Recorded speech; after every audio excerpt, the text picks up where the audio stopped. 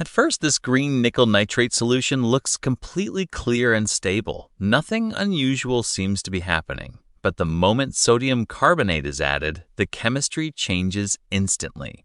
Within just a few seconds, the clear green solution begins to turn cloudy. Tiny solid particles appear throughout the liquid, making the entire mixture look opaque. As more sodium carbonate is added, even more particles form, and the cloudiness becomes stronger. This happens because the nickel ions react with the carbonate ions, producing insoluble nickel carbonate.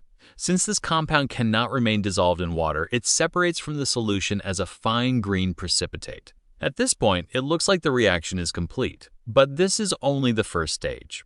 Now it's time to add hydrochloric acid. As soon as the acid enters the beaker, the cloudy mixture starts changing again. The suspended particles slowly disappear, and the solution gradually becomes clearer. With every drop of hydrochloric acid, more of the green precipitate dissolves until the mixture becomes transparent once again. This happens because hydrochloric acid reacts with the nickel carbonate precipitate, converting it back into soluble nickel ions while releasing carbon dioxide gas.